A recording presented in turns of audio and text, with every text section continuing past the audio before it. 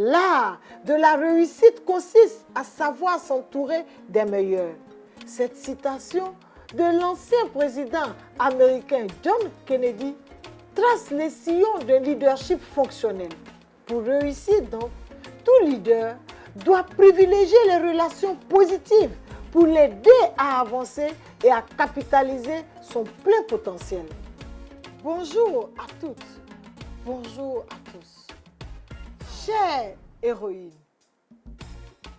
écoutez, observer, savoir interpréter sont les règles essentielles pour prendre les meilleures décisions en matière de gestion des relations humaines.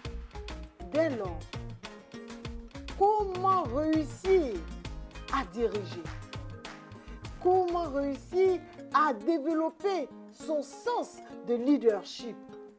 Mes chères héroïnes, si le charisme est une qualité innée, il est toujours indispensable de savoir mettre en valeur de façon pertinente afin d'être un leader suivi, adulé et surtout respecté. Le leader féminin en politique doit se transcender, doit se modeler, doit s'éduquer pour entraîner toute son organisation dans la quête de l'objectif à atteindre. Aussi, elle doit être capable de repérer et faire émerger les compétences des membres de son organisation afin de les mener encore plus loin en utilisant de bonnes stratégies. Très chère héroïne, de toute ma carrière, tant en politique qu'en entrepreneuriat, j'ai toujours priorisé l'écoute, l'observation, la communication, l'échange dans toutes mes démarches. C'est pourquoi, dès le lycée et à l'université, je me suis attachée à ces principes qui m'ont permis d'évoluer dans le cadre des organisations politiques et syndicales. Pour citer quelques exemples, j'ai été membre actif du MESI, Mouvement des élèves et étudiants de Côte d'Ivoire, membre du bureau de la jeunesse du PDCI, présidente des étudiantes de la cité universitaire de Port-Bouin 1, membre de l'association des étudiantes de Côte d'Ivoire.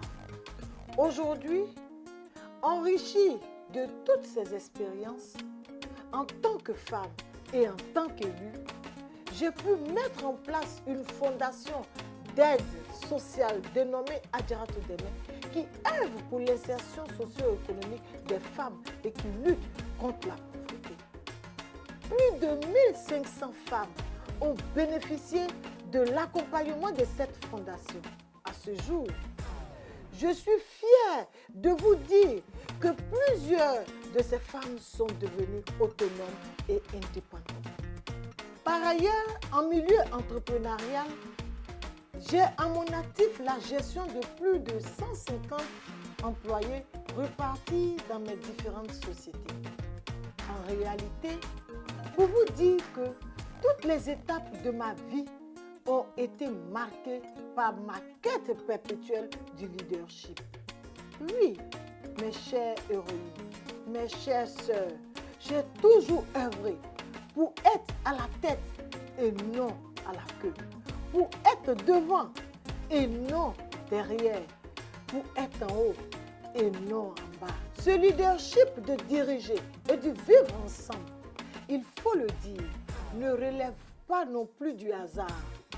Ayant grandi dans une cellule familiale culturellement très colorée, mes parents eux-mêmes, musulmans et nordistes, recueillaient plusieurs enfants venant de régions et de religions diverses, ce qui a forcément impacté mon éducation et m'a préparé à la gestion des hommes, quelle que soit leur appartenance ethnique, religieuse et politique.